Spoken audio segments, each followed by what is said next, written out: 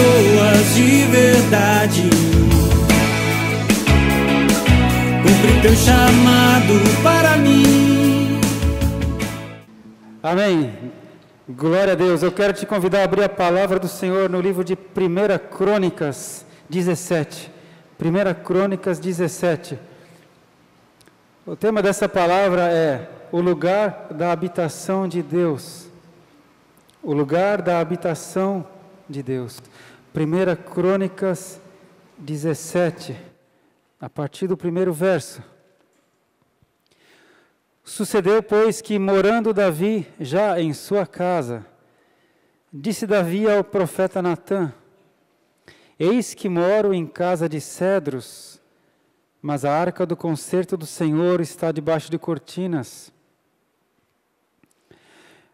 Davi já estava reinando lá em Jerusalém. Ele havia trazido a arca do Senhor, a arca que naquela época continha a presença de Deus, a Shekinah, né, a glória de Deus. E ele trouxe a arca e deixou numa tenda. Ele construiu a sua casa, casa de rei, imponente, de cedros do Líbano. E um dia ele ficou incomodado, chamou o profeta Natã e falou isso: olha, a minha casa já é uma casa de cedros e a arca do Senhor está debaixo de cortinas. Verso 2. Então Natã disse a Davi: tudo quanto tens no teu coração, faze, porque Deus é contigo. Mas sucedeu naquela mesma noite, que a palavra do Senhor veio a Natã, dizendo: vai e dize a Davi, meu servo, assim diz o Senhor: tu não me edificarás uma casa para morar, porque em casa nenhuma morei, desde o dia em que fiz subir a Israel, até o dia de hoje. Mas fui de tenda em tenda e de tabernáculo em tabernáculo. Por todas as partes por onde andei com todo Israel, porventura falei alguma palavra a algum dos juízes de Israel, a quem ordenei que apacentasse o meu povo, dizendo: por que não me edificais uma casa de cedros? Agora, pois, assim dirás a meu servo, a Davi: assim diz o Senhor dos exércitos: eu te tirei do curral de trás das ovelhas, para que fosses chefe do meu povo de Israel. E estive contigo por toda a parte por onde foste, e de diante de ti exterminei todos os teus inimigos, e te fiz um nome como o nome dos grandes que estão na terra. E ordenarei um lugar para o meu povo de Israel, e o plantarei, para que habite no seu lugar, e nunca mais seja removido de uma para outra parte. E nunca mais os debilitarão os filhos da perversidade, como ao princípio, desde os dias em que ordenei juízes sobre o meu povo de Israel. Porém abati todos os teus inimigos, também te fiz saber que o Senhor te edificaria uma casa.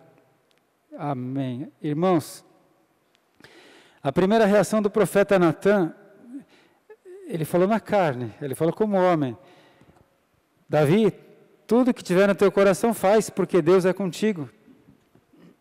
Era notório que Deus era com ele.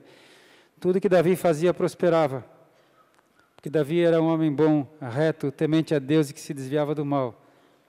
Até que ele caiu, né? Mas ele estava ainda assim, ele buscava a Deus, ele queria agradar a Deus, ele queria fazer o que era certo, e Deus o abençoava em todo o tempo.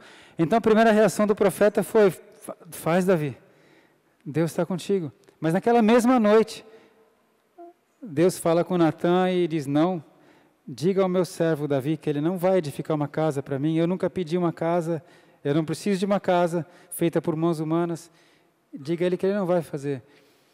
No entanto, eu vou proteger o meu povo, como eu prometi. E até hoje a gente vê isso, não é? O povo de Israel, eles foram, naquela época, eles foram contemporâneos dos filisteus, que já não existem mais. Os fenícios, Tiro, já não existem mais. Foram contemporâneos dos assírios, da Babilônia, que já não existem mais. E esse povo, tão pequeno, até hoje, ainda existe no país, na terra que Deus determinou. Eu quero que vocês saibam que Deus continua sendo Deus. Ele é o Todo-Poderoso. Nada escapa do seu conselho, diz a Bíblia. Amém? Então ele fala, Davi, tudo isso eu estabeleci, tudo isso eu fiz, e eu até disse que ia edificar uma casa para você. A sua casa está pronta, de cedros. No versículo 11, há de ser, o profeta continua dizendo, falando para Davi, há de ser que quando forem cumpridos os teus dias, Davi, para ires a teus pais, suscitarei a tua semente depois de ti, a qual será dos teus filhos, e confirmarei o seu reino, o reino da semente. Este me edificará casa, e eu confirmarei o seu trono para sempre. Quem lê a Bíblia pode pensar que Deus está falando a respeito de Salomão, não é? Mas não é. O reinado de Salomão acabou. Hoje nenhum filho herdeiro de Salomão continua no trono. Deus estava falando da raiz de Jessé, linhagem de Davi, Jesus Cristo. Da tua semente eu vou levantar um que vai ter um reino para sempre.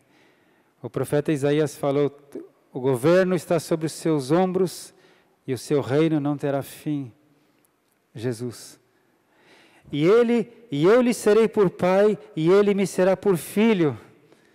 Jesus Cristo, quando veio, ele falou, eu e meu pai somos um, quem vê a mim vê o meu pai. Aleluia. E a minha benignidade não desviarei dele, como a tirei daquele que foi antes de ti, mas o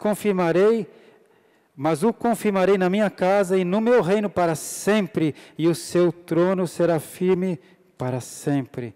Conforme todas estas palavras e conforme toda esta visão, assim falou Natã a Davi. Amém. Então aqui Deus estabelece que Jesus Cristo, né, é o que vai herdar o reino eterno, que continua de pé, o reinado de Jesus Cristo. Ele é o Rei dos Reis. Mas Salomão edificou um templo. Salomão fez um templo. Davi tinha deixado tudo pronto, o material todo, e Salomão construiu. Só que, quando Salomão construiu, veja, irmãos, olha, eu gosto de passar bem pela Bíblia. Você que tem me acompanhado de vez em quando, você vai ver que a gente lê muito a Bíblia, porque eu não prego o achômetro. Eu acho, eu vi, eu ouvi, eu li, eu vi na internet. Está escrito, está na Bíblia. Amém? Está na Bíblia. Então, olha o que o próprio rei Salomão disse quando ele ia consagrar o templo que ele construiu. Em 1 Reis 8, 27. 1 Reis 8, 27.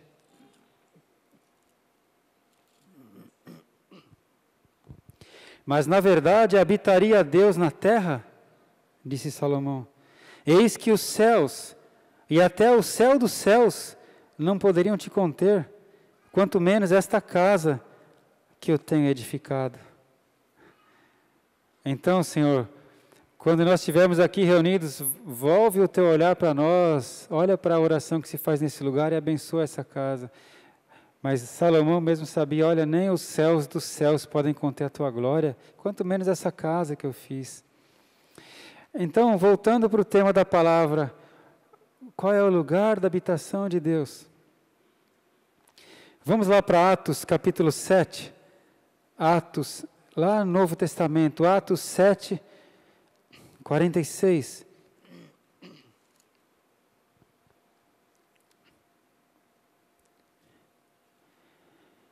O versículo 45 termina falando de Davi, né? Ele está falando de Davi.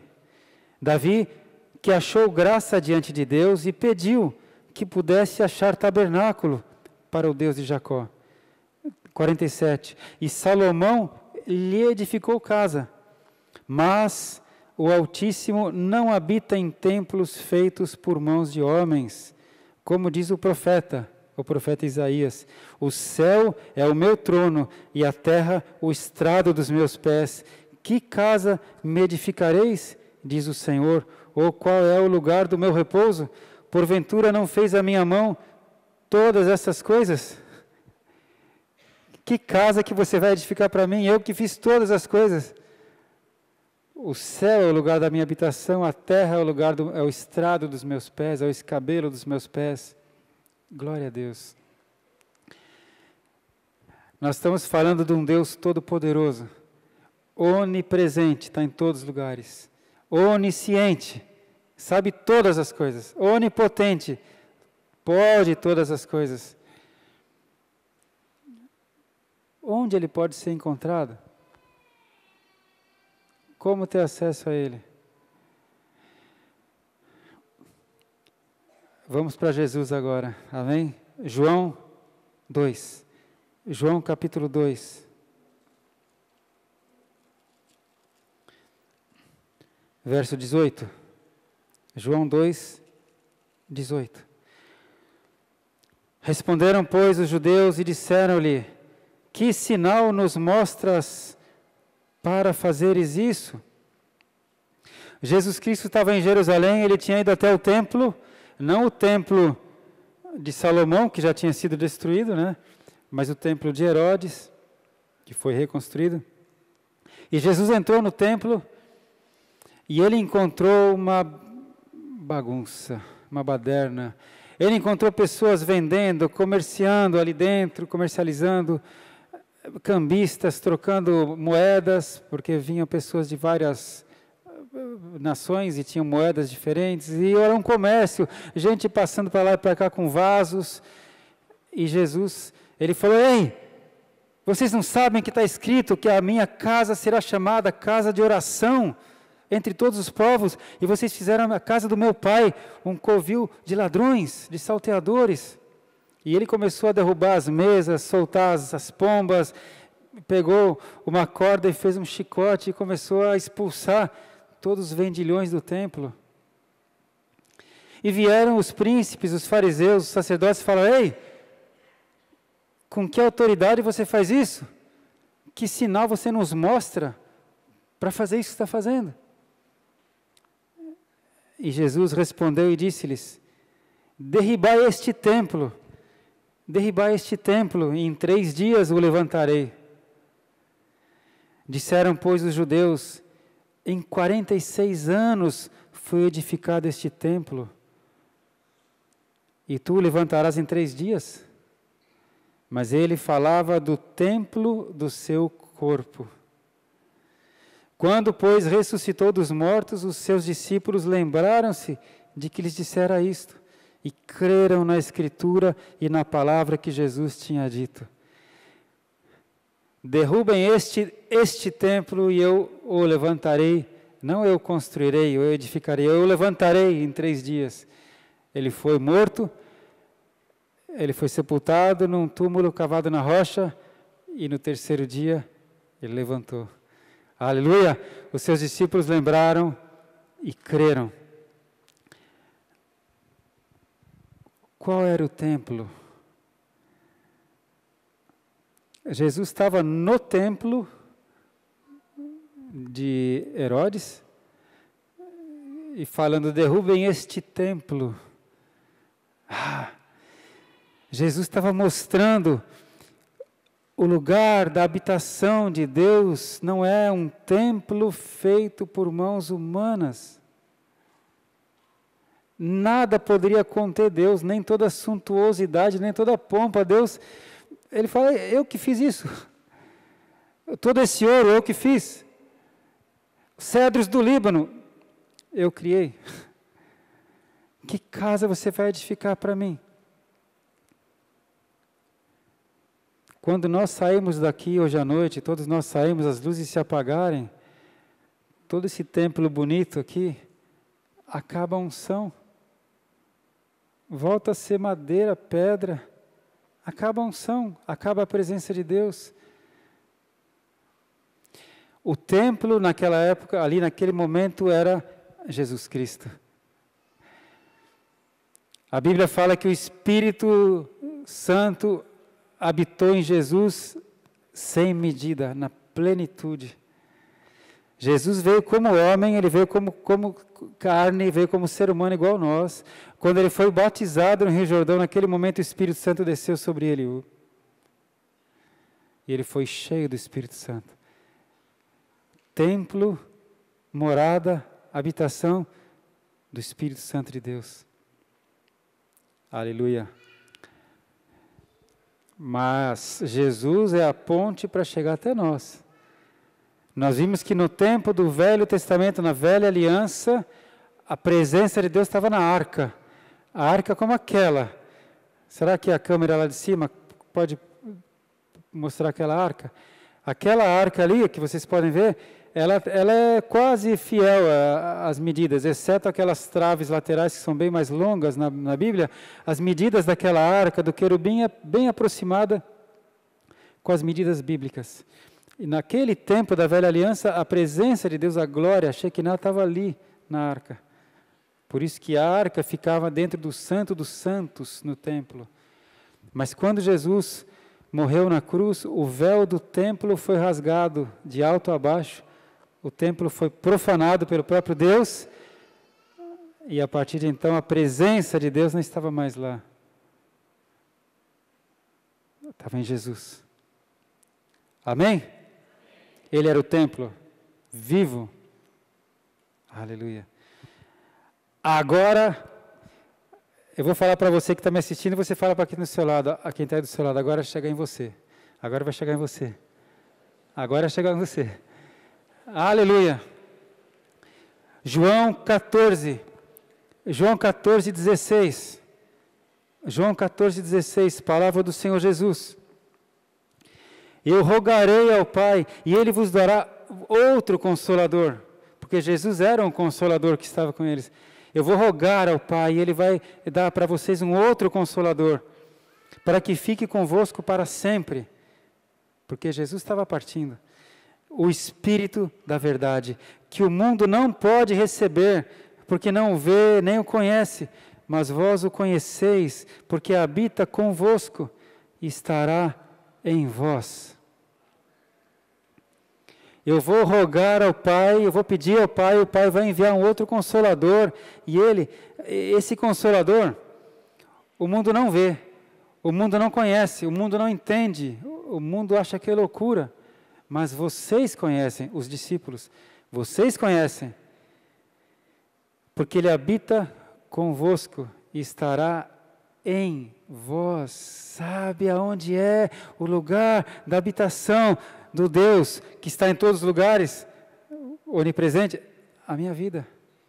Ele habita em mim. Deus habita em mim, mas não só em mim, Ele habita em você. No dia que você entregou a sua vida para o Senhor Jesus Cristo, a palavra de Deus fala que você é selado com o Espírito Santo.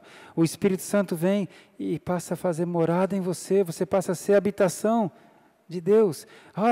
Deus escolheu a minha vida para, através da minha vida, abençoar outras vidas. Por isso que a Bíblia fala que Cristo em nós é a esperança da glória. Por isso a Bíblia fala que nós temos um tesouro em vaso de barro. O tesouro é Deus, o Espírito Santo, num vaso de barro, para que a excelência do poder seja de Deus e não nossa. Então Ele colocou num vaso de barro, porque a hora que você começa a se achar, acha que você é alguma coisa, o vaso quebra. Por isso a Bíblia fala, importa que Ele cresça e eu diminua. Mas o fato é que Deus habita em mim. Eu preciso encontrar o meu Senhor, o Deus Todo-Poderoso, o Criador, eu não preciso ir para Jerusalém. Algumas pessoas vão para Meca, vão lá para o caminho de Santiago de Compostela, sabe? Quando tem que ter um encontro com Deus, sabe o que Jesus Cristo falou para mim? Entra no teu quarto, fecha a porta e o Pai que está em secreto te ouve. Sabe, Jesus falou, o reino dos céus não vem com visível aparência, porque o reino de Deus está dentro de vós.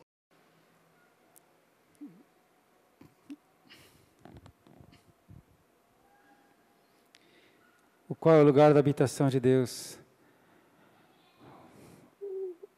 Um homem ou uma mulher crente. O mundo não o vê, não o conhece, não pode recebê-lo. Ele está fazendo distinção de pessoas. Não, a Bíblia diz que Deus não faz separação, não faz distinção de pessoas. Todo aquele, em todo lugar, que lhe obedece, é bem recebido e aceito. Todo aquele que receber Jesus Cristo, recebe o Espírito Santo e é salvo. Deus não faz acepção de pessoas. O problema é que o ser humano está ocupado demais para buscar a Deus. É até fora de moda, né? Demodê. Não para mim. Eu escolhi como Josué. Josué falou, eu e minha casa serviremos ao Senhor. Aleluia! Glória a Deus! Agora eu vou falar a parte terrível. Está preparado? Ajusta o capacete da salvação. A gente chegou na boa notícia, né? Que Deus habita em nós. Agora vem a parte difícil. Vamos lá para 1 Coríntios capítulo 6. 1 Coríntios 6.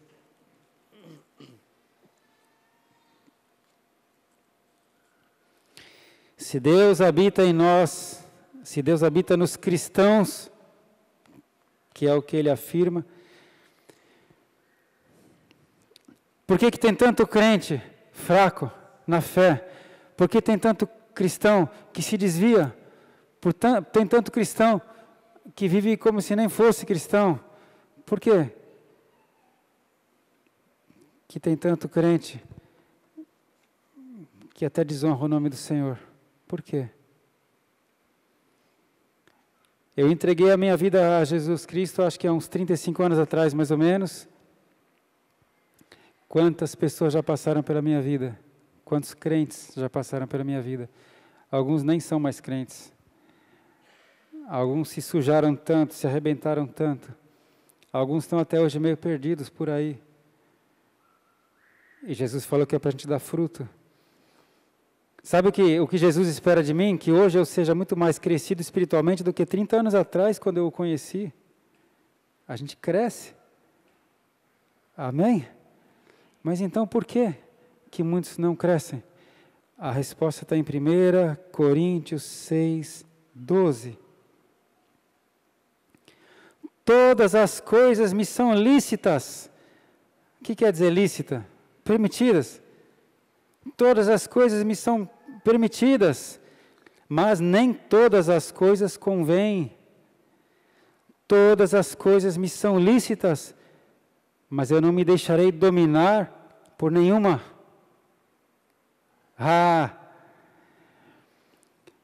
Quando você entrega a sua vida para Jesus Cristo e começa a mudar os seus costumes, o seu padrão, né? Você começa a mudar os seus hábitos, sempre vai aparecer alguém que vai falar assim, agora você é crente?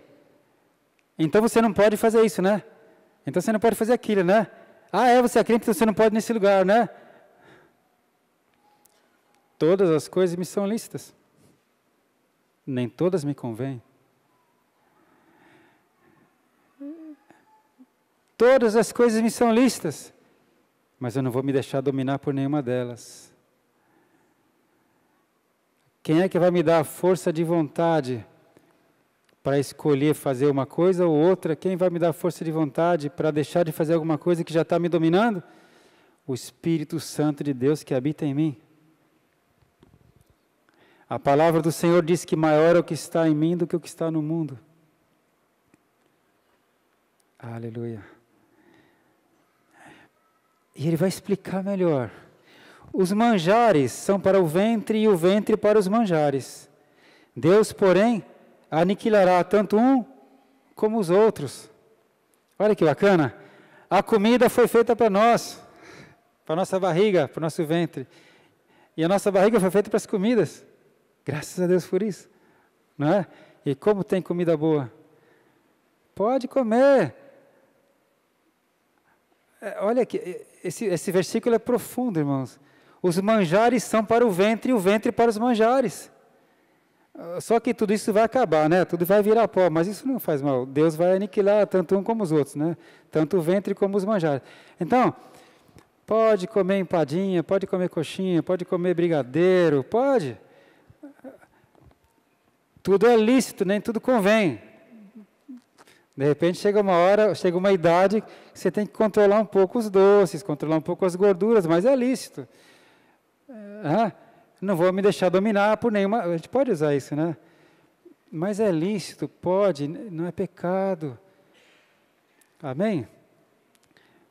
Uma vez alguém perguntou para uma apóstola que eu conheço e disse assim, olha, mas se eu beber Coca-Cola, vai me impedir de ir para o céu? Ela falou, não, pode até te ajudar a ir mais rápido. Então, não tem problema, não é pecado. Os manjares são para o ventre são para está em casa. Mas, agora aperta o cinto aí. Mas, o corpo é para os manjares, lembra? O manjar é para o corpo. Mas o corpo não é para a prostituição, senão para o Senhor. E o Senhor para o corpo. Ele primeiro dá uma explicação bem bacaninha, bem bonitinha, bem levinha de comida, cada um pensando na comida que gosta, e pode mesmo, porque é lícito. E aí, está falando do corpo, né? Agora fala, mas o corpo não é para a prostituição. O corpo é para o Senhor, e o Senhor para o corpo.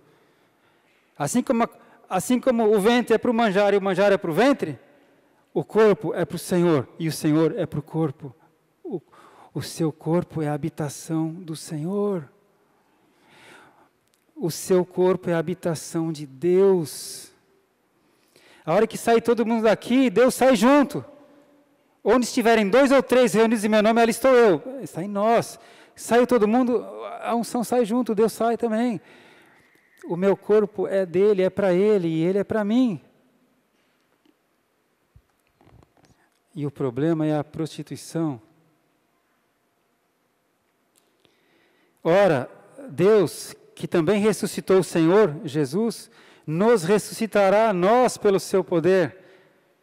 Lembra que ele fala com respeito ao corpo, ao ventre e às comidas? Deus aniquilará tanto as comidas como o ventre, Deus aniquilará tudo. Mas nós ressuscitaremos pelo seu poder. Não sabeis vós que os vossos corpos são membros de Cristo? Cristo é o cabeça e nós somos membros de Cristo, nós somos corpo de Cristo. Tomarei, pois, os membros de Cristo e fá-los-ei membros de uma meretriz, de uma prostituta? Não, por certo. Ou não sabeis que o que se ajunta com a meretriz faz-se um corpo com ela? Porque diz, serão 2 uma só carne. Mas aquele que se ajunta com o Senhor é um mesmo Espírito. O Espírito de Deus habita com o meu Espírito e nós somos um. Eu e o Senhor somos um. E eu vou fazer esse templo aqui se ajuntar na prostituição. Eu vou fazer o corpo de Cristo ir para uma meretriz, para uma prostituição.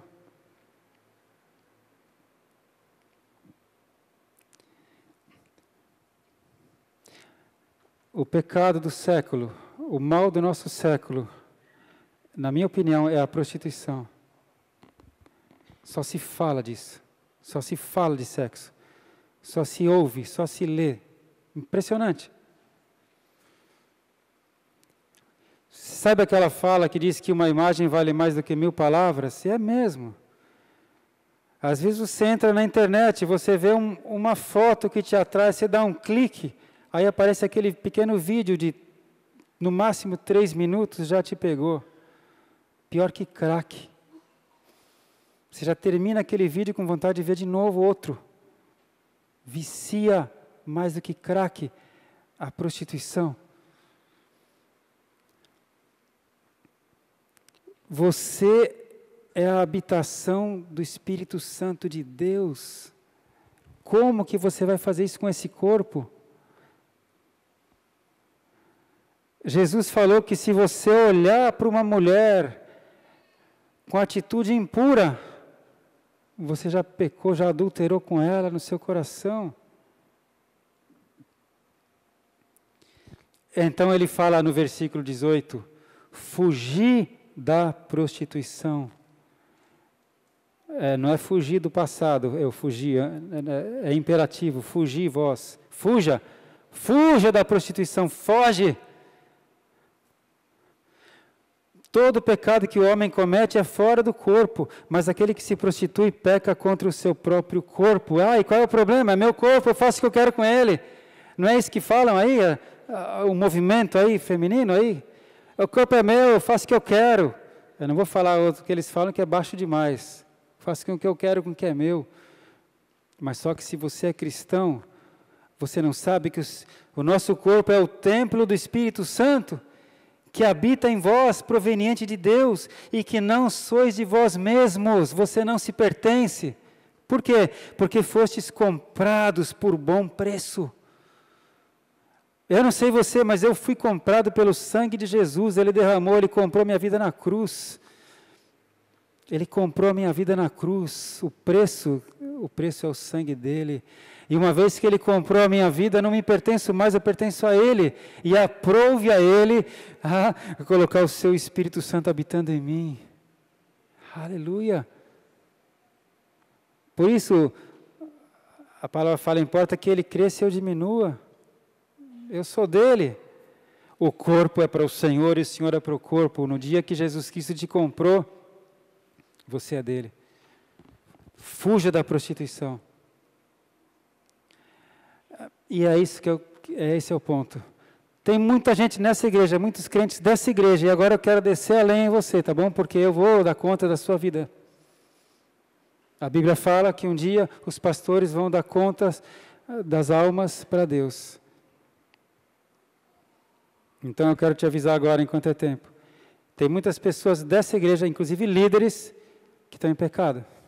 Casamentos estão sendo destruídos por pecado. Não vem com essa de, a igreja está fraca, está faltando isso, está sendo pregada essa doutrina aqui. A palavra de Deus fala que a função do sacerdote é ensinar o povo a discernir o santo do profano. Aí cabe a você decidir.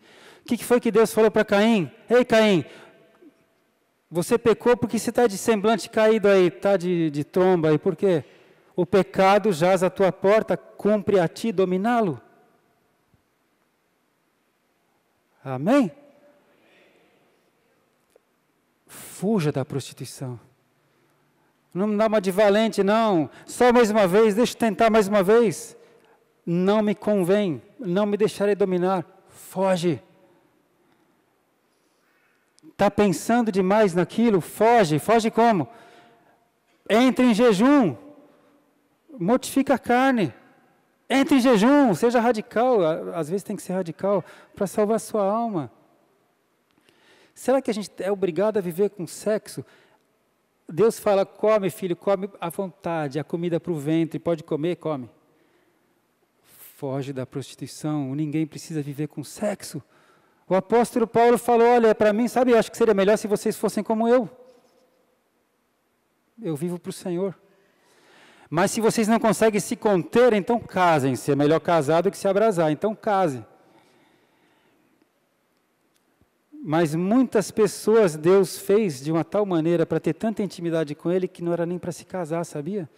Porque a Bíblia fala que os solteiros vivem para Deus, os casados vivem para o cônjuge. Os solteiros vivem para agradar a Deus, os casados vivem para agradar o cônjuge. Por isso Paulo fala, eu preferiria que vocês fossem como eu, vivessem para Deus.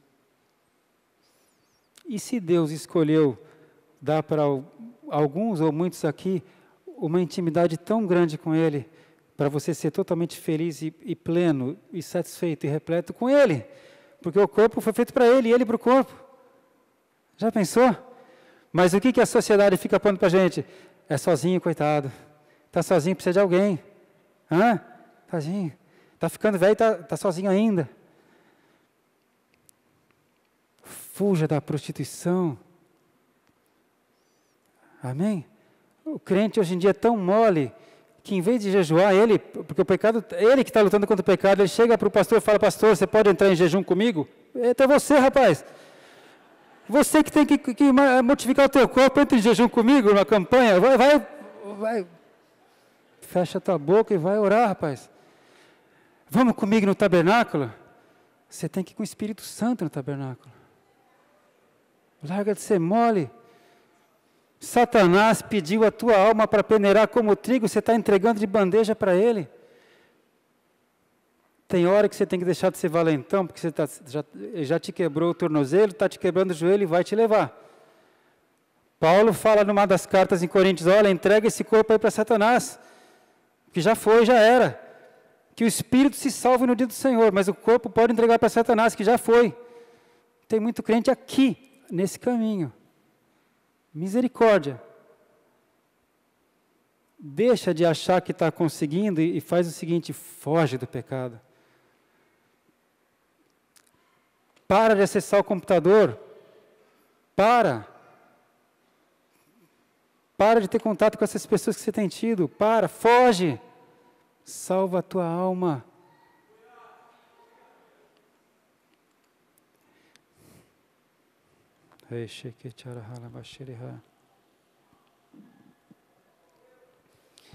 Não adianta a oração forte. Não adianta. A bênção está ligada à obediência à palavra.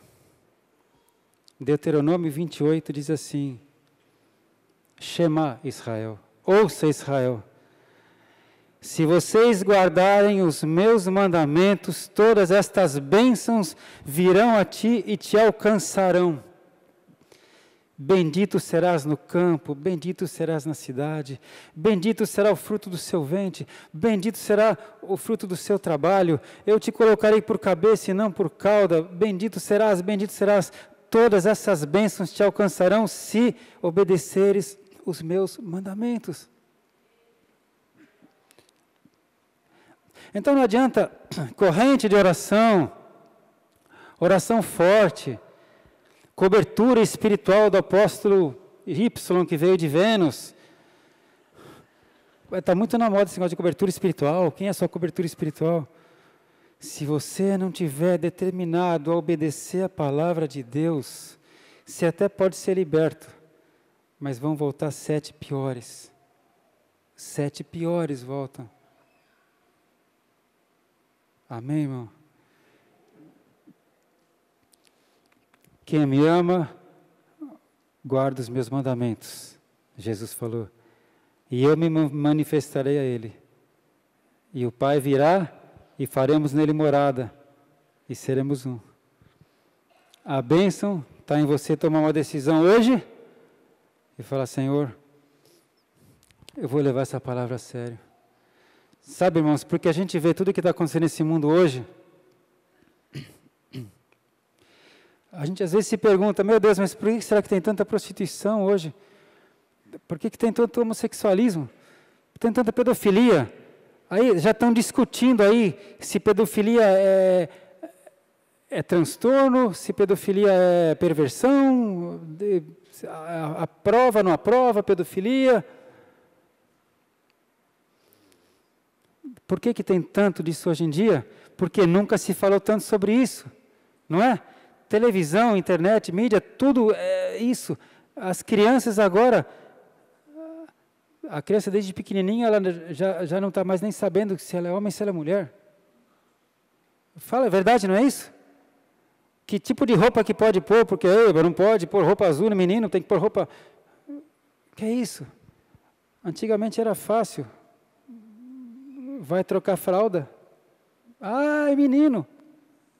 Dava para ver, né? Vai trocar fralda, é menina, que legal. Hoje em dia ninguém sabe mais o que é. Está uma confusão. Totalmente pervertido. Está na Bíblia, não sei o que estou falando. Que ele até fala, se um homem deixar sua esposa, não se case, porque se casar adultera. Ou se reconcilia com a esposa, ou fica solteiro. Porque se casar de novo, adultera. Está na palavra.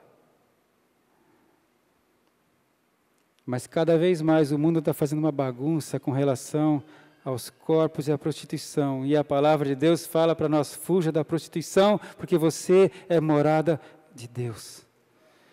O Espírito Santo habita em você. Você quer ser feliz, você quer ter plenitude, você quer ter paz, você quer fazer grandes coisas, vive para Deus. Você sabe que tem vezes na minha vida que de verdade, a minha esposa está aqui, mas tem vezes que eu falava assim, Deus, se eu não fosse casado, não que eu não a ame, eu amo muito, graças a Deus, né? Nunca conheci outra mulher, eu sou daquela época que a gente conseguia casar virgem, né?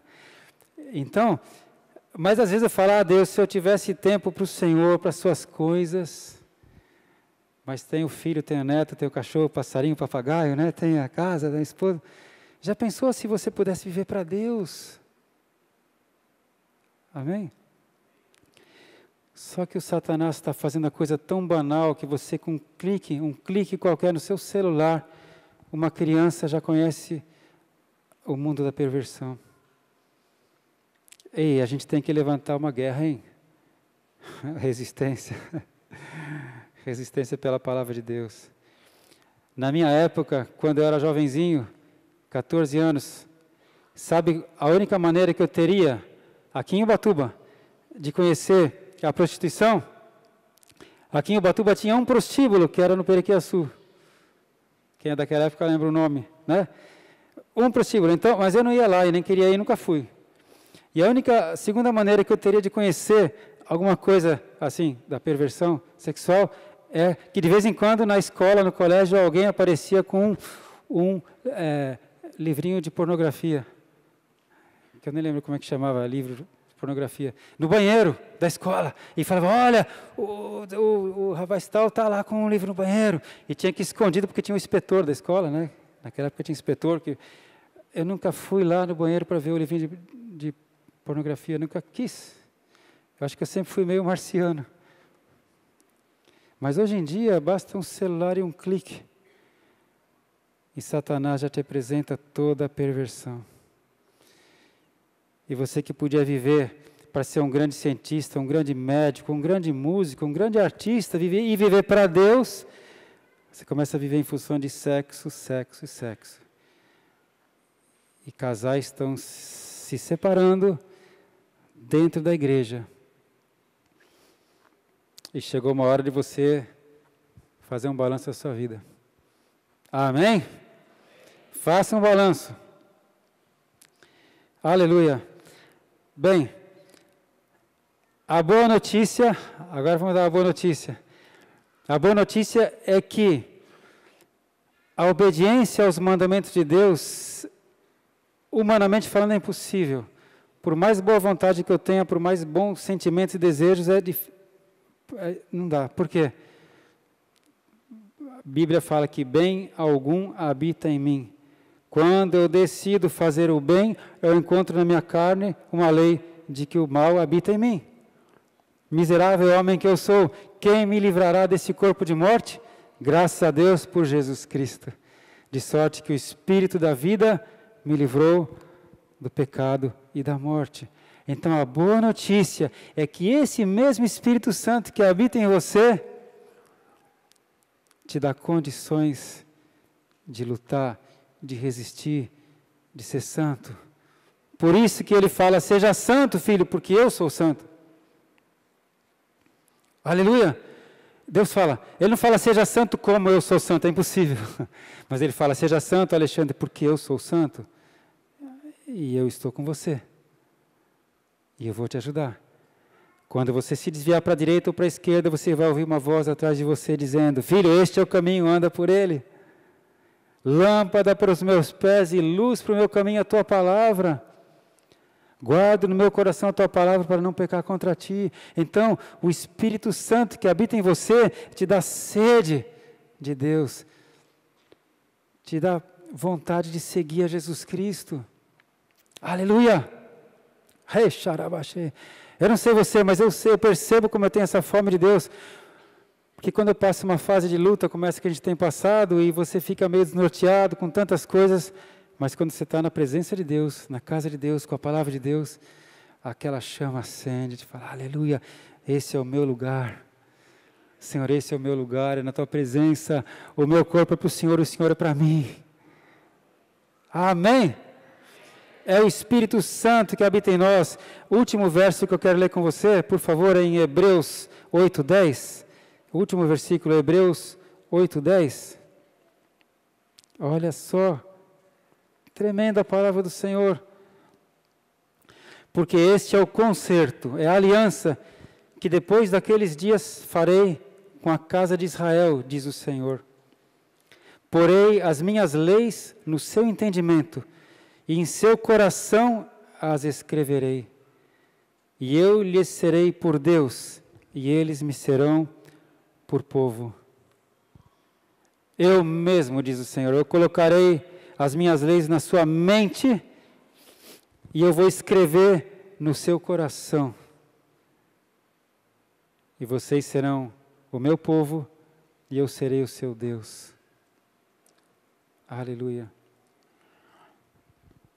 É o Espírito Santo em nós que nos dá a capacidade de sermos ministros de uma nova aliança. Não da letra, mas do Espírito. Porque a letra mata e o Espírito traz vida.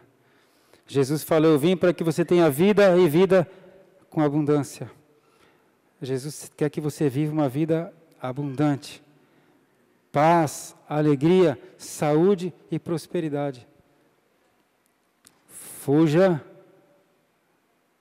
da prostituição.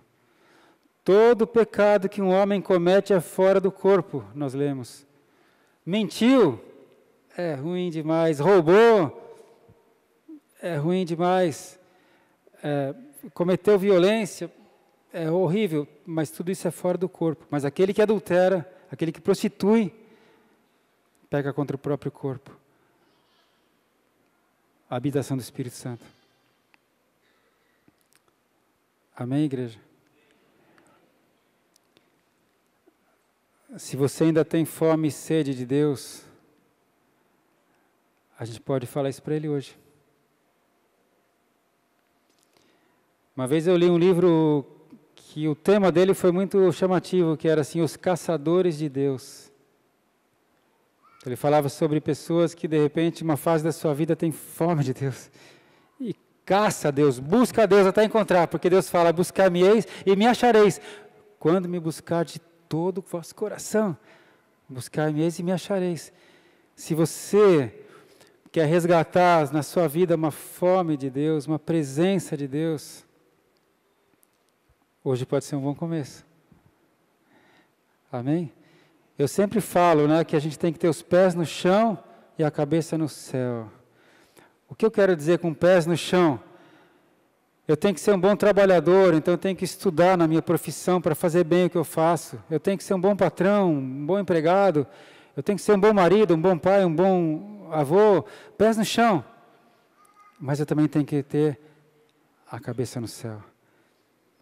Tem hora que eu tenho que ver, ei, a minha fé está fraquejando, a minha vida está balançando, tem alguma coisa errada na nossa casa, está tudo quebrando, está todo mundo ficando doente, a gente está brigando, a gente não tem mais paz, eu não tenho mais fé, tem alguma coisa errada. Tem hora que você tem que levantar e parar de ser um pouco pé no chão e falar, ei, Satanás, eu te repreendo, sai daqui agora em nome de Jesus. Sai, espírito imundo, sai. Quem me vê lá no meu consultório, na minha profissão, dando uma receita ou fazendo uma cirurgia, fala, olha que pessoa tão normal. Um bom homem normal. E de repente me vê falando assim, espírito imundo, sai agora em nome de Jesus, eu te repreendo. É o mesmo homem. Uma hora pé no chão, uma hora cabeça no céu. Hoje é um bom dia para você lutar pela sua vida, pela sua família, pela tua salvação, pela tua fé. Amém? Hoje é um dia para você se levantar e falar, Deus, eu quero ter fome e sede de Ti, Senhor. Assim como a corça tem sede de água, a minha alma tem sede de Ti, Senhor. Aleluia! Amém? Vamos ficar de pé? Você pode falar isso para Deus hoje, você pode, se você quiser. Vou chamar o Ministério de Louvor. Buscar-me-eis e me achareis, quando me buscardes de todo o vosso coração. Tem um cântico, a gente pode apagar agora as luzes, né? Tem um cântico que eu pedi para o pastor Marcelo para nós cantarmos agora, que é muito especial para esse momento. Sabe, o Senhor nosso Deus é um Deus invisível, mas Ele é real. Já pensou se você vivesse cada minuto da sua vida com consciência, tendo ciência, tendo consciência da presença dEle, de que Ele está aqui, para você poder ouvir a voz dEle, os conselhos dEle, as direções dEle, para na hora da sua aflição você receber o abraço dEle, o conforto. Já pensou? Isso é maravilhoso e é isso que Ele espera. Tem um cântico que diz assim: em meu coração existe um lugar.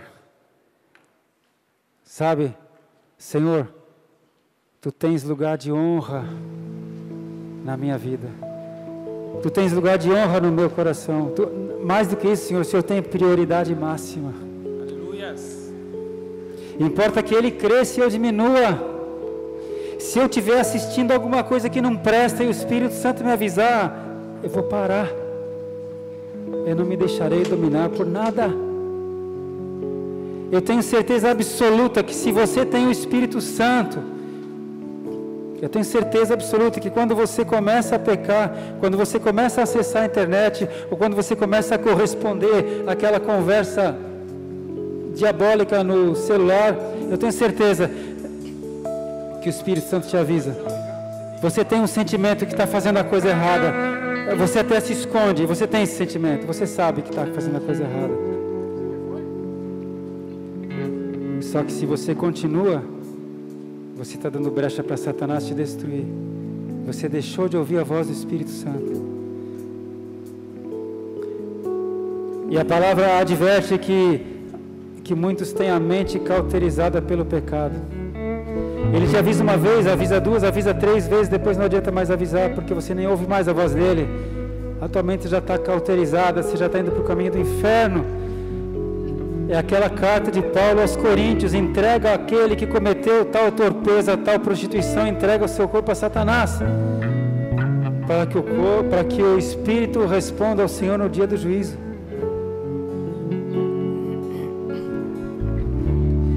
Tu tens prioridade máxima, Senhor. Tens um lugar no meu coração. Se o Senhor falar que é para eu parar de assistir isso, eu vou parar de assistir. Se o Senhor falar que é para eu começar a levantar mais cedo e meditar na Tua palavra, eu vou fazer. Porque a minha vida pertence ao Senhor. O Senhor me comprou com Teu sangue. Eu sou Teu. Aleluia. Os crentes da nova geração são muito bons para ficar pedindo coisa para Deus e até exigindo coisa de Deus. Mas Ele é o Senhor e nós somos os servos. Ele nos comprou, nós não o compramos. Ele fala e a gente obedece. Todas as coisas me são lícitas, mas nem todas me convêm. Percebe? Como eu sou casado, não me convém ficar andando por aí com gentezinha solteira. Não me convém ficar dando carona no meu carro para nenhuma mulher. Eu sou casado. Algumas pessoas aqui poderiam fazer essas coisas, mas eu não, porque eu sou casado, eu tenho um preço. Porque eu sou casado, tem muitas coisas que eu não posso fazer, não me convém, não devo. Então o que eu faço? Eu não faço. Eu não faço. Não me convém. Se você estiver disposto a fazer guerra contra o pecado, se você estiver disposto a dar um passo na direção de Deus e falar: Senhor, a partir de agora eu me decido, eu vou cumprir a Tua palavra direito, eu vou fazer direito, eu posso te dizer, os demônios vão fugir de você. Eu posso te afirmar, você vai começar a ter paz, saúde, alegria, bênção. Quero amar as pessoas de verdade, Cumpre teu chamado para mim.